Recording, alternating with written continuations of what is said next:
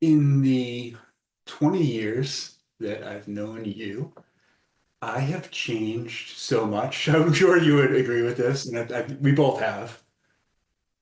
And the more I kind of like sit and reflect on that and sort of like contemplate my own journey, so much of it feels like it was inevitable.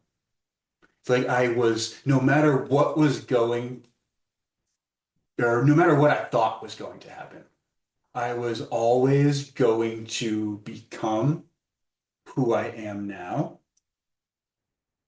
I just needed to go through the process of remembering that. It's a beautiful way to put it. It is, I think so. I think it's a completely new way of seeing the world compared to who I was back then for sure. And I think if you had asked me about that kind of thing back then, like I would have thought you were crazy. Like all the stuff we talk about, like so much of the show is about sort of like shifting paradigms and moving into like a new way of seeing and relating to the world and to ourselves and like really creating our own reality. A new paradigm requires a new you. It does. That's perfect. And that's exactly what needed to happen. And I would say that even if we kind of fast forward a little bit from, not 20 years ago, but even 10 years ago, I would say 10 to 12 years ago, I embarked on this spiritual journey. And at the time, I had no idea that I was embarking on a spiritual journey. I was starting to get interested in self-development because I knew I wanted more for myself. And that was kind of in all different aspects of life, from a fitness standpoint. I was obsessed with fitness back then, kind of like I am now, but like I wanted to learn how to eat better. I wanted to learn how to train better. I wanted to learn new things, and started getting really interested in philosophy and different like self-help type books and that kind of stuff. But I was seeking like material things. I wanted muscles. I wanted to be in better shape. I wanted to look better. I wanted to make more money or get a better job. And at the time, I had no idea who I was or where I was trying to go. But looking back now, every step I took had to happen to get to here. And I think, like I was saying, it was always more of a remembering than necessarily like a finding, Mm. if that makes sense. Yeah, it's unbecoming who you thought you were. Yeah, a lot of unlearning, unbecoming, and as I was able to like slowly at first, and then it's definitely sped up Mhm. as time's gone on, but like peel away different layers and masks, and I've started to like reveal to myself who I am. Mm. And I think the more I've done that and the better I've gotten to know myself, the more clear it is to me that I've created all of it. Ooh, Right? And I yes. think I think that's such a fascinating thing. And like talk about a paradigm shift or a new perspective. Yeah. In the moment, it can be really, really hard, but in hindsight, it's almost like painfully obvious how every experience I've had, every obstacle, every what I thought was a mistake or problem or wrong turn were all the exact lessons that I needed in order to become who I needed to be to take the next step. Because I love it. It's because you, and as we all do, think that we, i.e., the ego, knows the best way. Yeah, It, absolutely. Yeah. it thinks, oh, this journey that I'm going on, it's going to look like this. Or, Yeah. oh, okay, I want this. Or, okay, yeah, manifestation's really cool. Manifestation and creation kind of can, I mean, they have their differences, but I feel when we were, a decade ago on this journey, manifestation was more of a word versus creator. Creator is now, I feel like, the word that we kind of gear toward, but manifestation is, yeah, we wanted to manifest all of these things and to live a really great, happy life. And there's absolutely nothing wrong with that. I think we're manifesting 24/7. Yeah. So we're also creating 24/7. So that's why it's a slippery line between those two things. What we just don't realize is that we're manifesting or creating, i.e., recreating the past versions of ourselves from the past experiences that gave us past feelings into the present moment. So that's how we're manifesting in a way. And not that there's anything wrong with that. I think, like you're saying, we're on this path. You are on this journey, as am I with you. So we're witnessing one another. We're witnessing the things that we were manifesting and creating, but still there was something missing.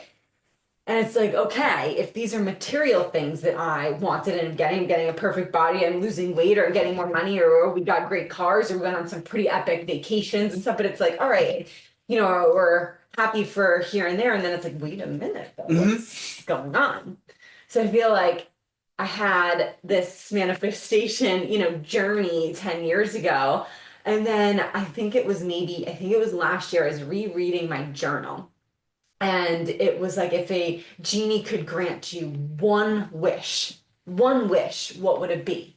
And I think that if you had asked me maybe 10 years ago, it would have been money. Like that seemed, or had the illusion that it could have like solved my quote unquote problems. Yeah. I know that is for myself not true and not real.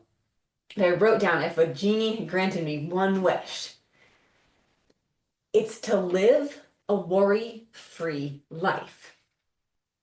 And that truly, I think, is to be at peace. Yeah. To not worry about anything. And for me, like, I've clung to the identity of someone who worries. And I know that this is certainly generational, but to worry about everything, not even money, but to worry away the way that my hair looks, to worry away that, like, if I'm walking correctly, I'm worried about the food if I'm eating. Like, is this organic food actually organic food? Like, I'm worried about, like, driving. If I'm going to get into a car accident, I'm worried if I said something wrong to you. I'm worried about the planet. I'm worried about my friends. I'm worried about every single thing. To have that energy feed into worry instead of more love, more peace, more creation, more freedom, that is what I want. And I think that that's kind of like what you're alluding to. I don't think either of us realized what we were seeking wasn't what we thought we were intending to get on this journey of spiritual growth. Absolutely. I want to ask real quick, like, when would that have been that you wrote that in your journal, and then when you saw it looking back?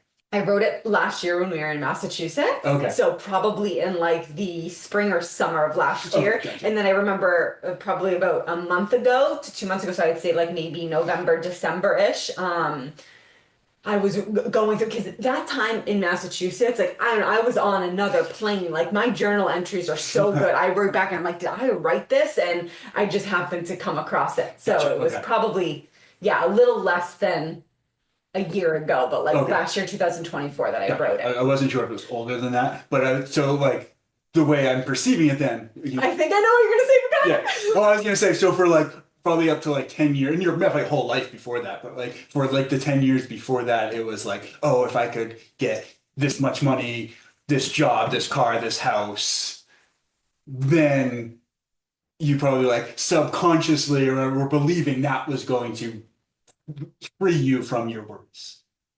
Okay. And then you got to a point where I was like, well, it's not actually the stuff I want, it's to be worry free. But then even at that point, when a year ago, you probably had no idea what that looks like. No. Where now I can look at you over the past year and how much you've changed and transformed and how much less you worry about things. Just the way that you go about, like your eating habits, your just daily habits, your need to control things and like have everything exactly perfect. Like, so much of just the way you carry yourself is so different that I feel like that dream and that sort of like that that intention that you set to be free of worry is coming to fruition without needing all the other things that would have really just been more worries. Like, a more expensive car is more expensive to maintain. More money has, obviously more issues with, where are you going to invest it? Who, like, can you trust the people you're investing it with? Where, like, how are your taxes? Like, whatever issues come with money would have been. So it's like you wouldn't have, any one of those things wouldn't have been freeing you from the worry, but you've gotten to that point or much closer to it by doing the internal work and getting to know yourself and getting to understand the world. And now you're creating a reality that matches your intentions. Thank you. That was really nice. That actually wasn't what I thought. Okay, yeah. What did you think I was going to say? Well, I wrote it down, right? I want to Yeah. like be careful what you ask for. Good, bad, and everything in between. And I mean that most genuine way. It's kind of like you embarked on this journey. You knew that something was calling you, something deeper. As same with me. That's the deep life. That's what this is about. What does the deep life mean? And we can certainly kind of dive into that. But like I asked for, I truly want to be free. I want to be free of the thoughts that cause these worrisome feelings and then that cause more worrisome thoughts. But what happened, like this did, yes, it didn't happen overnight. It's a slow progression of the dissolution of the narrative and the stories that I hold on to. And really understanding that this entire world that we're living in is a creation of language and the words that I use, that you use, that we all use. And we have tried so hard, and this I think that will be a continuation on to be really specific with how we speak to one another, how we speak to ourselves, how we speak to other people, how we hear other people talk to not only themselves and how they talk to other people. And on the news we hear so much about fear and worry and all of this stuff. And with the I want to live a worrisome life, that wasn't just granted to me. Like I realized that because I hold a energetic frequency of fear and worry, like I that to for that to just be absolved, I think I would have gone nuts. I think it probably would have put me into a mental institution. I wouldn't have been able to handle it because that's what I recognize. Like we chemically get addicted to those stress hormones. Like I was addicted to it, as we all are, have the chemical addiction to that. Like I would have lost my mind. But the universe, myself, higher self, is providing with me, creating at the same point these scenarios and circumstances to show me like, okay, I'm going to put you in situations that are really uncomfortable that you're going to worry about, to just realize that, oh, there was nothing to worry about in the first place. Yes. And it's like, oh, okay, new neural pathways being built, new circumstances, new strength, new confidence, new energy coming in, because the worries, it needs to be pushed out. Peter Crone uses this analogy, so I want to make sure that like I give him credit for it. But like think about like if this house, we just bought this house, right? And it was completely moldy and toxic. It needed a new roof. Like there was, cracks and termites everywhere, but it was empty. So the space looked okay, but underneath everything was crappy, mucky, moldy, really sucked. And we had an interior designer come in, and I'm like, okay, don't care what the interior the beneath the bones look like, but I'm gonna put the nicest furniture in here, restoration hardware stuff, everything that's really expensive. Let's get couches and pictures. And so I just want it to look beautiful. Okay, it's gonna look beautiful, but without removing and taking care of what's underneath it, the house is still gonna be toxic to live in. I.e., I'm using that analogy of I can't live in a worrisome body without worrying. So hopefully that example good. So yeah, it's like we're on this journey, but we forget that through that path of journey, like we are the co-creator with it, and we, like I said, we think we know what's gonna happen. And so much I think really of the world that we're in right now too, because we've had such big shifts in perspective, and there have been paradigm shifts, not as mainstream, but at least like they're coming to the forefront of our eyes. It's we're hoping to grant people the permission to do more research and gather their own inquiries to, shatter their own perspectives and beliefs to gain perhaps higher expressions. But it's it's like we think that like, okay, we have all these resources and we can make the world really good. We kind of have to clear out all the shitty stuff that's going on. Unfortunately, like you can't have people who are still fearing, lacking, thinking they're separate from one another, building new structure. Like you have to allow those aspects of ourselves, those energies, the frequencies to die off. And the ways that that's happening, it seems like it's catastrophic and there's never ending wars and famines and things like that. But perhaps that is what needs to happen to let all of that go. It's kind of like a washing away, looking, actually seeing how awful and disgusting that is, that it's not necessary any longer to create a world or a life that we envision. It's a much more loving and encompassing and peaceful way to Yeah. be. Yeah. And I think that relationship sort of between the individual and the world and the community, like the global community, is a really good like illustration of like, because it's like the fractal nature of life. So we can look at the world right now and like this, like all these systems are crumbling and like the banking system is falling apart, like the infrastructure, like the elections, like politics, like everything is just like nonsense. And it like doesn't make sense anymore. And we can clearly see that like these systems just don't work. Everybody wants a better world. But there's this fear of like it's getting worse. No, like the banks already aren't good and now they're falling apart. Like the financial, like the currency isn't as good as it was, the politics, and we can't trust it. And it's like we don't trust to just let it fall apart and build something new. And we do the same thing with our own lives. Like you said, like be careful what you wish for. Like we set these intentions and we ask for things to be different in our life. And like I did like a long time ago, like I set this intention that like I want to be a better version of myself. And I didn't know what that looked like. So it got really, really scary as things start to fall away. It's like I don't know where to put my foot. Like there's no solid footing. I don't know who I am anymore.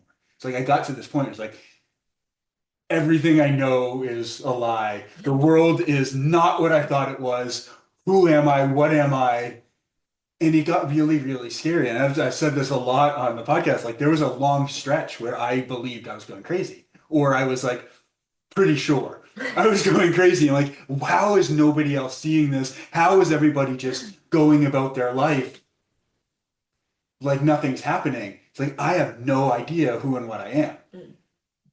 And then I kind of came out the other side of it, and it's like, oh, I get it. Everybody's living in this fantasy, and now I have kind of stepped into a new paradigm, and I have this whole new perspective on the world, and I understand that we don't need to keep revitalizing and rejuvenating the parts of ourselves that we don't need anymore. We can just create our own new reality, and the same goes for like the macrocosm, looking at like the global community, and or even just like from like a national standpoint, looking at like the government and the banks and the currency and everything I've mentioned, the farming, the way that we do everything, the medical industry, like it's all falling apart. We don't need to save it or even try to change it. All we need to do is live for a vision of the future that's completely different. And then the new opportunities will present themselves in the same way that it happens on sort of that individual level, where we set an intention and then we're given the opportunities and it looks like it sucks at first. It's like, I want to be stronger. So like in the gym, I use this analogy all the time. Like if I want to get stronger, I need to lift heavier weights. So if I'm like, I want to be stronger because I want to be stronger and more capable. But if I add more weight to the bar, it's harder to lift and I'm not going to feel as capable. But the more I do it, the stronger I get. And then I can look back and wow, like compared to where I was 6 months ago, I am so much stronger and so much more capable than I used to be. Mm. That's growth, but growth doesn't always feel easy. And the same thing happens in our life. We ask for, like, I want to be, you know, more financially savvy. I want to learn about money. So I'm given opportunities where it's like, well, here's something to learn. And you learn through an experience that sucks. And it's like, oh wow, okay. I realized that the way I was going about some financial things wasn't right. There's lessons in that. You learn, and then you become more capable financially, or whatever other part of life you want to look at. From who we are when we set the intention to who we become, there's what Neville Goddard calls like a bridge of incidences. And there's all these things that need to happen to bridge who you used to be to who you're becoming. And those things sometimes seem terrible. But if we judge them, or if we judge ourselves for having these things come up, then we slow down the process because we take wrong turns and we do things, not just necessarily that there's any wrong turns. Like I said in the beginning, like to get to exactly where I am right now feels like it was inevitable. Mm-hmm. But I'm sure there would have been a smoother path if I had embraced the lessons rather than try to resist them.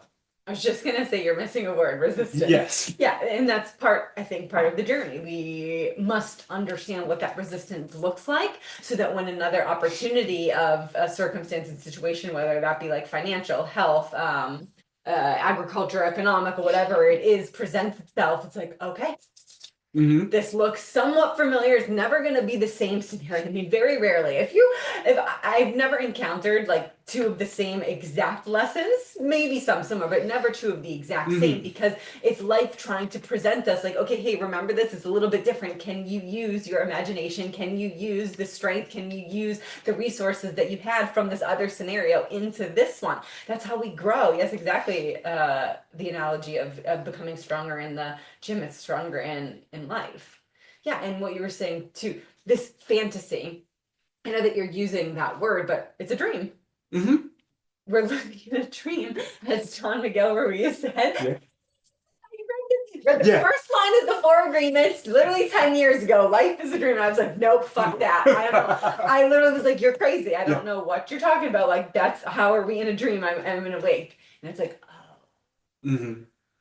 Oh, I get it now. It's all there, but it has allotted me so much grace and compassion for people who are in the dream still. They're in it, and maybe perhaps they're doing their karmic journey there, and that's fine. And maybe it's just the characters that I chose, and they're not here to awaken in this life. But don't you think it allots for so much more understanding that the patterns that we are conditioned with throughout life, like they are reinforced over and over and over again, day in and day out. So when you hear something like this, and I mean, I was like I wasn't even 30 yet when I had read that. So, like, right, I didn't even have 30 years of conditioning. I thought that was crazy. But think of someone who has decades, 7, 8, 9 decades, and you're telling them they're limited. They'd be like, putting their middle fingers up, like, are you crazy? Like, to them you are, and that's okay. Like they're in there. But yeah. Well, it's I think it's so interesting because if you had asked me 10 years ago about like, can you create your own reality? I was like, that's absolutely that is a fantasy. But that version ridiculous. of you couldn't. That version of me had no idea.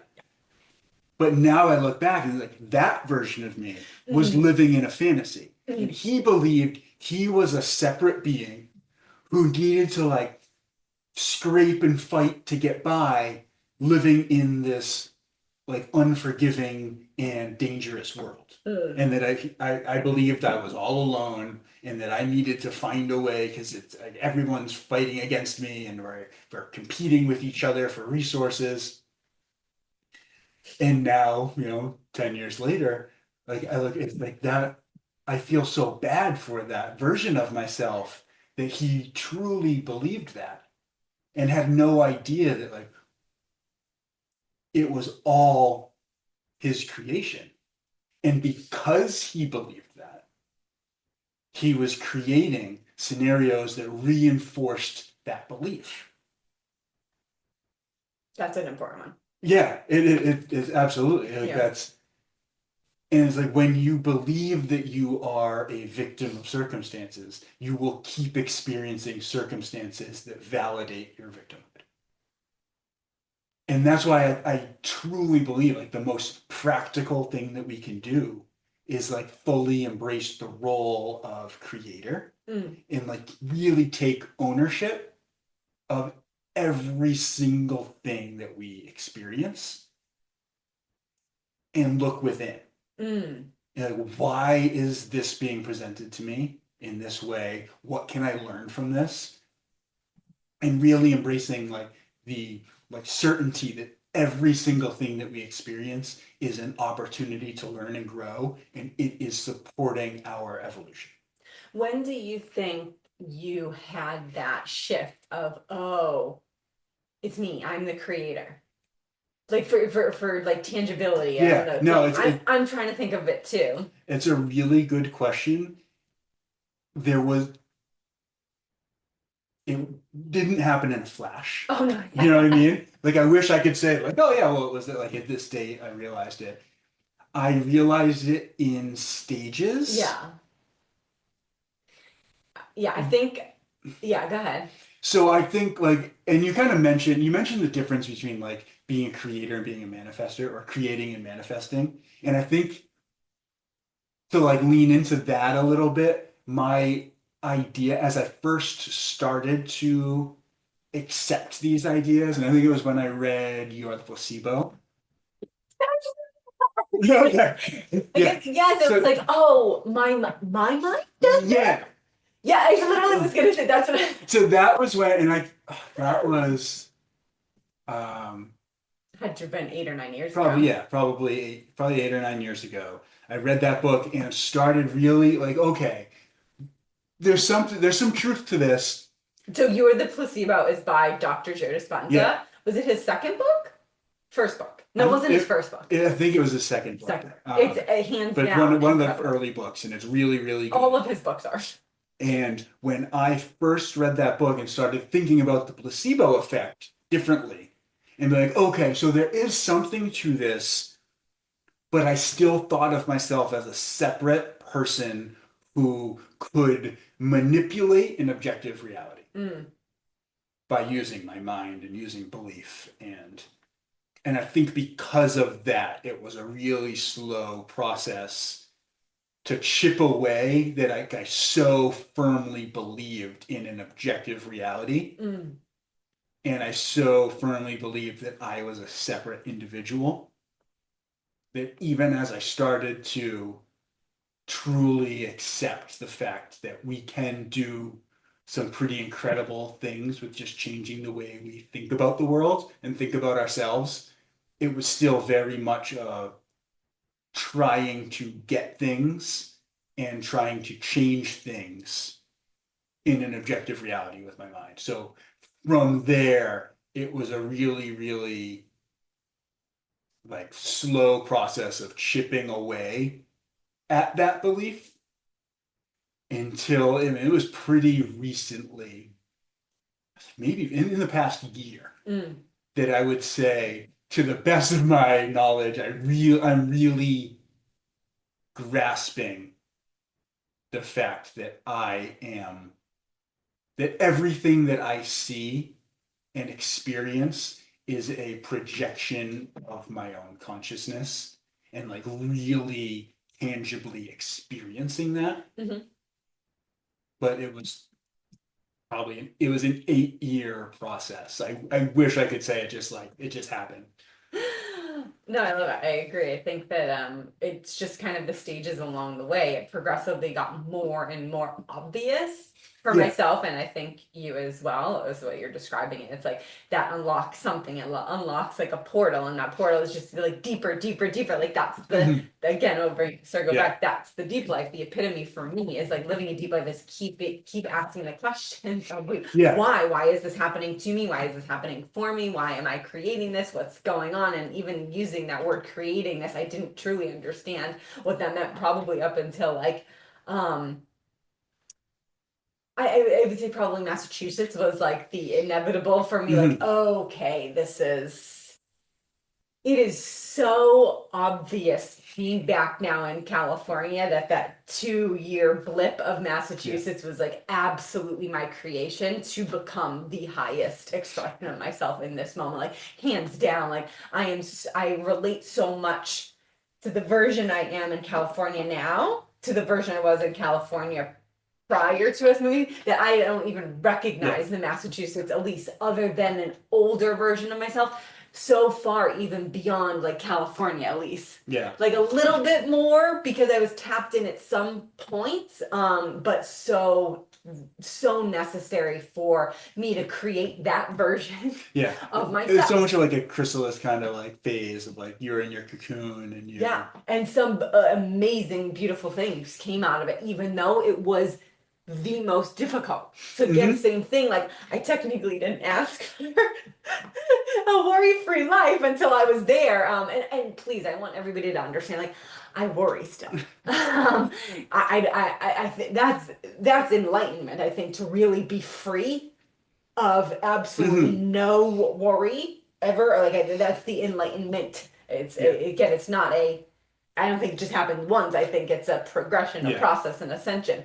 But I understand. I couldn't have gone through what I went through in Massachusetts to be this version. Like like you're saying, I'm constantly asking to better myself. I want more for my life, and it seems juxtaposition. It seems like a paradox. Well, I Like, why want did it the get worse? yes, like Yeah. right, but it makes sense. Hmm. I don't know how to explain. We have this conversation. We've been having this conversation for like the past couple weeks. How do you explain something that's unexplainable?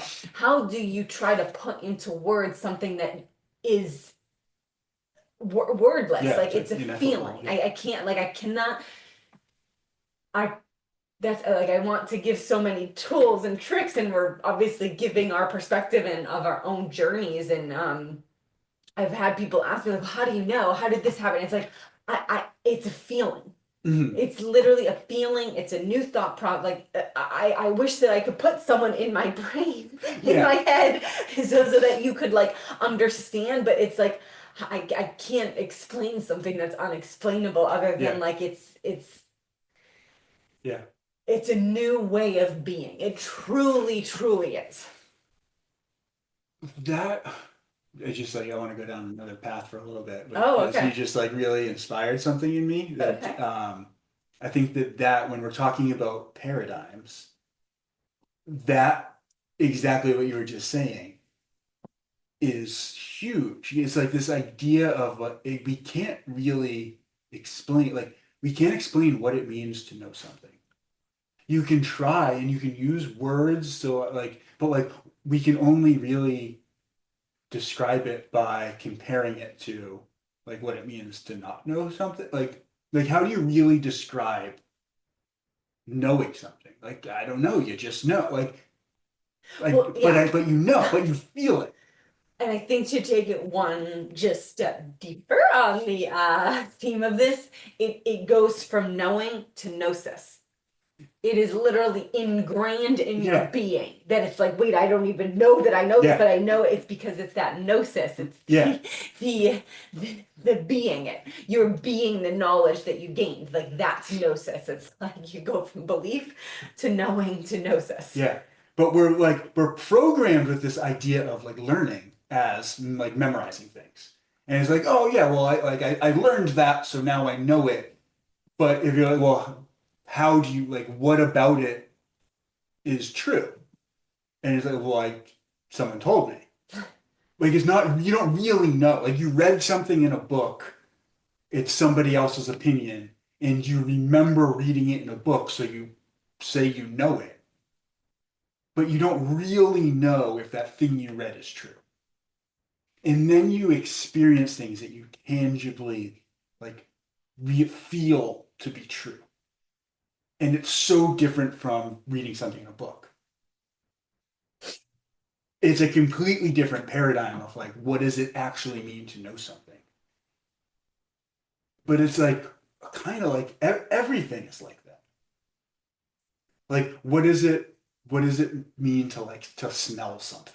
Or like, what is a, Like, what's the color red? I know that that was in yeah, like red. It's like I don't.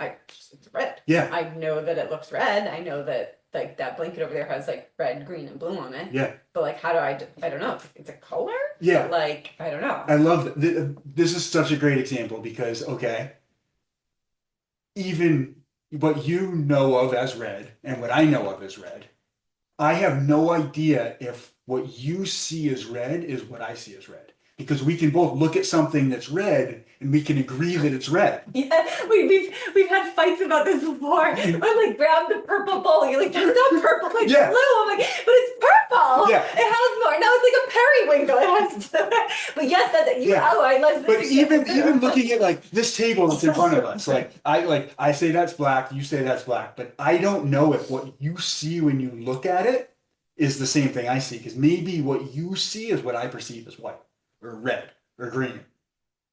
And we each just have our own color palette. And then we all agree that like you and I can look at this and agree that it's the same color as something else, like your sweater and the table are the same color. We can agree on that. But I don't know if I perceive it in the same way that you do. And that goes for anything. Nobody knows if anybody else is experiencing anything in the same way that they are. And I think that's so incredibly powerful because we all just assume that there is an objective reality and that we're all experiencing the same thing. But every one of us is experiencing something that is completely unique to ourselves because it's all happening like within. All that this table really is energy. All that you are. In all I can like there is just an energy that is you. And when I experience that energy, I create an image in my mind of what you look like. And I assume that everybody who sees you sees that same image.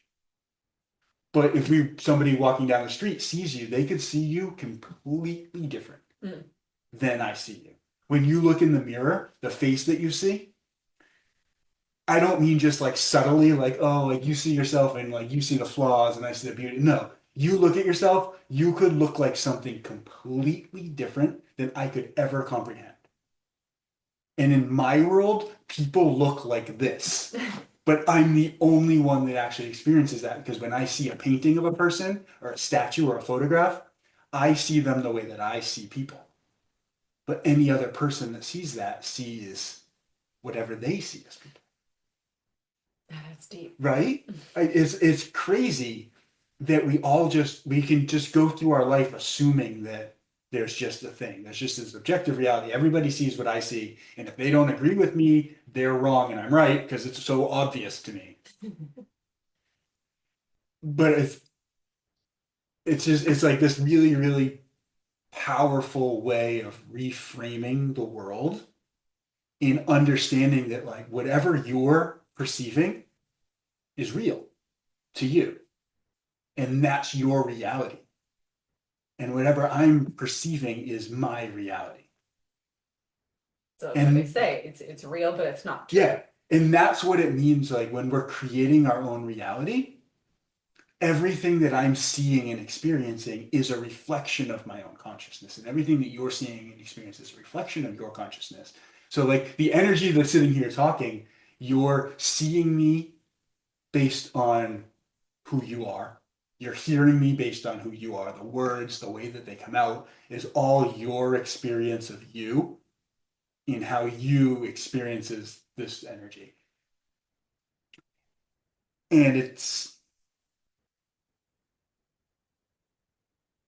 it's just such a powerful paradigm shift to understand that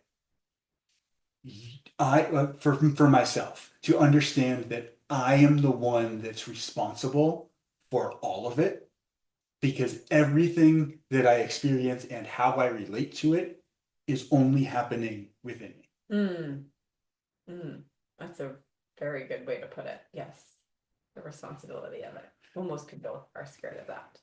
It is really scary. It is, yeah. Yeah. Even also on this journey, it's like, oh, okay, here we go. Yeah. Yeah.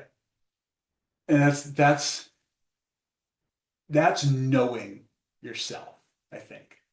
Hmm. That's the way I would perceive it. Is like, because all knowledge is knowledge of self.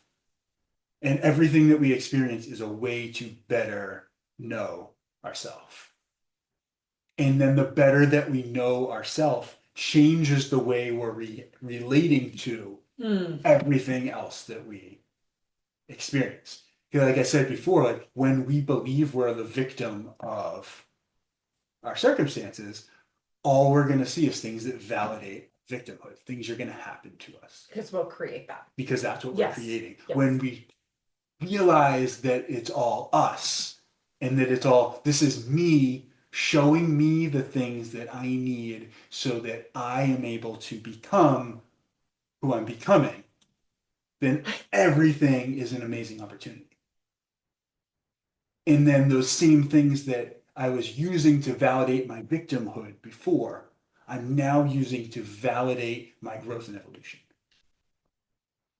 And I mean, that's why I say it's the most practical way you can look at life, because you're getting out of the fantasy that you don't have any control over things and that you are dependent on things that are outside of your control to create happiness and inner peace. So what we were saying before, like we had this, like we wanted to manifest these things that were going to give us peace. And we wanted to manifest these things that were going to give us happiness. Oh, So we're not gonna worry. yeah, and yeah, we were to manifest a life that didn't cause any worry. It's a fantasy and it doesn't exist. But what we've kind of been able to do instead is create experiences that help us understand that it's all within us and that we don't need to be attached to specific things or specific outcomes in order to be happy, because that's never ending. Mm. And if you say like this one thing is what's gonna make me happy, when you get that thing, there's gonna be another thing, and there's gonna be another thing. And what's the point in accomplishing anything if you're never happy? Because like as soon as you get it, you're just on to the next thing. Like if you don't stop and celebrate, if you don't stop and like enjoy that process and enjoy the journey. And I think that like that's what I've found. And I was saying before, like 10 years ago, whenever be over 10 years ago, when I started to embark on this journey where it was like, okay, there's things out there and I'm gonna figure out how to get them so that I can be happy. And over this 10 plus year process, I realized that there was nothing out there. There was nothing out there that was going to make me happy. And then I realized there's actually just nothing out there. It was all in here. But it was all things I was creating to show myself that that didn't exist. So that I could realize that it was all me and what I was giving to myself. So that I would be in position to give myself all the things that I had been looking for all along. Mm.